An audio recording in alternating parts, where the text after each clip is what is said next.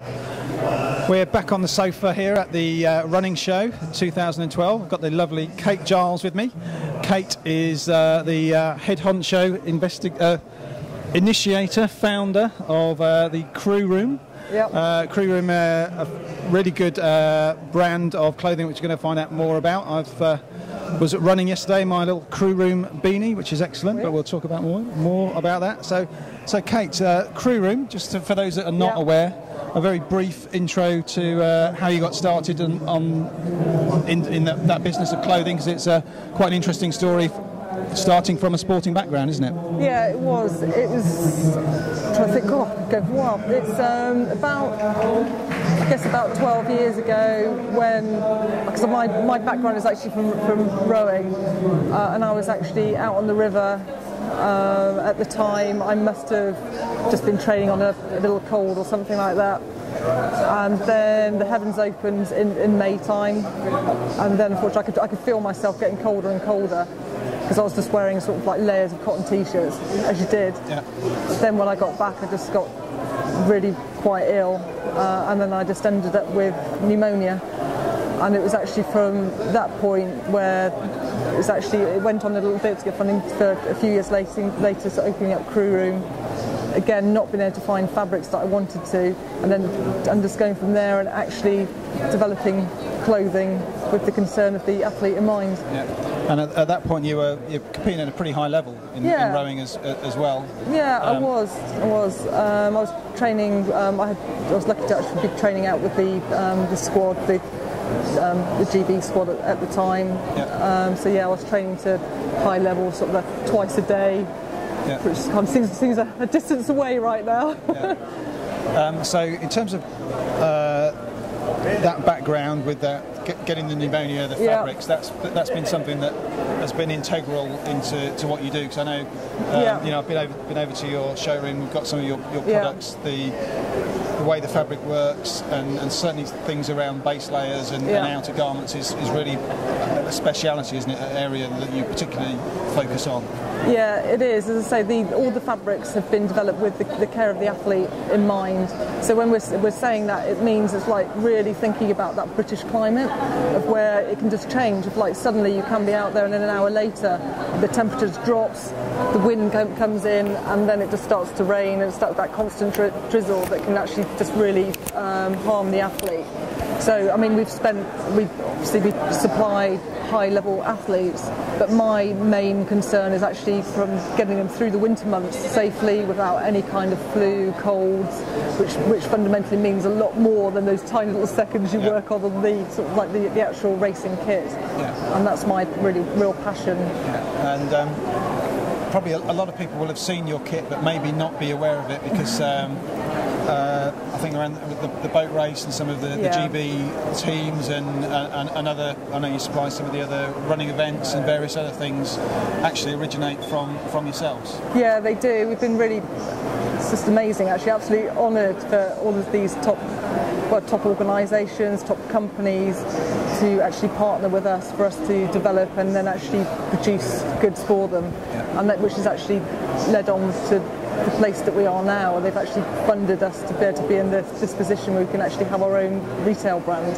which is actually phenomenal. Yeah. And tell us a little bit around some of the products. I know there's a very important ethos that goes into those. I know you've had a recent sort of link up with Greenpeace, which is something that, you know, it's not the sort of thing that happens unless you go and dot I's and cross a lot of T's. You've got T-shirts, I think, made of plastic water bottles, charcoal, and various other bits and bobs.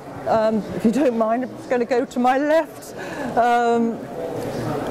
So we're going to have a look at a few of the items now.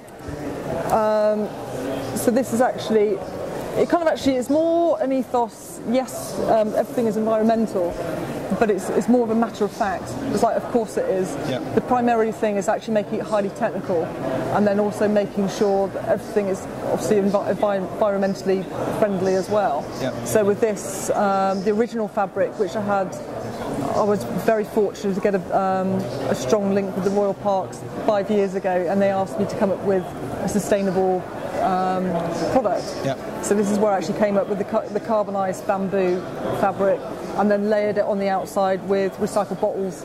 And it just it just really, really works. Yeah. So from that point, which is our Vaporex fabric, it's kind of led us to actually move on to other fabrics, which I'm just going to get another one for you, which has led us to which is our base layer fabric, not compression, base layer, because it's all about comfort, not restricting your life. Yep. Which is again the same thing. So we've actually then got a carbonised bamboo terry on the inside. Yep. We all remember the comfort of the Dash tracksuit. Well, yep. I put a Dash tracksuit on the inside, yep. and then I've actually layered it again with a recycled spandex, and it just really works. It works phenomenally well in the British climate. It's that damp weather. Yep. And it just keeps you warm. It's that weird thermoregulating, and of course it's actually after when you buy the garment, because it's actually got carbon in it. It's got its anti-stink, which means you can wash it at a lower temperature, and for less cycles, and it also stays within the fabric, whereas you'll get, say, another garment that's had a chemical additive, and within 30 washes it's gone. Yeah. Which is fine if you're only going to train once a week for whatever, but if you're training twice a day, then pretty much within a month your garment's actually rendered useless. Yeah. So these fabrics are not just something that you've gone off as a brand to global supplier, pick that off the shelf and do that. You put a lot of effort, time and personal interest and whatever into developing a specific products to meet. In a way, all goes back to that rowing days, pneumonia and everything else that I wanted to do X, Y and Z, and I just couldn't find it to do X, Y and Z, or if I found X, Y and Z, it just felt like your blooming Nana's jumper. Yeah. So it's got to have that handle as well. So there's no point having something that really just makes you itch. Yeah. You've got to have something which you just want to wear for a couple of hours, hence I was saying about not being compression. Yeah. And looking here, these two are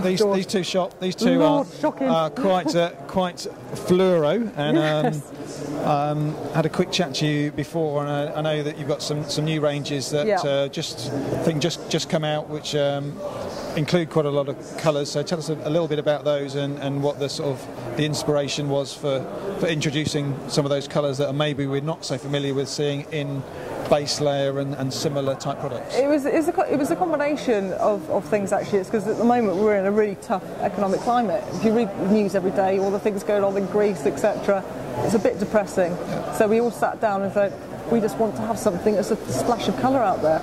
And also, because we've had this breathing space, I've been speaking to a lot of retailers, and they're strongly influenced by brands coming in from abroad, which is just, everything's just black. Yeah. So they're just saying, what we'd like? We'd just like some colour, if that's all right. So and right now we're actually having an internship programme with the London College of Fashion. Okay. Yeah. Just because it's very hard for them to get any practical work within British industry. Yeah. So we sat together. I left them. We came up with the little, because you have your little board, which had lots of maybe sweets from the 90s on it. I'm not going to say any particular brands. Yeah. And we just drew the inspiration from there. And it was like getting all colours together that just shouldn't go. I mean, we've got one here, which is really loud. It's basically put orange, pink and high-vis together. Yep. And just all of them together, it just worked really well. We've had an actually phenomenal response to it. Excellent. And what else is going on in terms of products that you or other ranges that you're launching as well? Yeah, we're doing complete contrast as well, which is one of the other. I just allowed the student to actually work off of that one, and it actually comes from the Jurassic coastlines and also going into Pembrokeshire, which we call the Sea Dog range, which is a truly British coastal kind of feel for when you're on those long trail runs. So we've used like mossy colours and like hooded things, and that's what we're working on at the moment. You mentioned trail runs there. One thing that we see, sort of looking at the races and events that are taking place, there does seem to be quite a big move for people to take part in trail runs, even trail marathons, and these almost not adventure races in the traditional sense, but to getting out to nature to take part in it. And obviously that would be, from looking at your kit, would be something that's a very natural fit and they're the sort of people that you love to supply because that's the properties that they need. Really. It's really just running and just loving the environment you're actually in.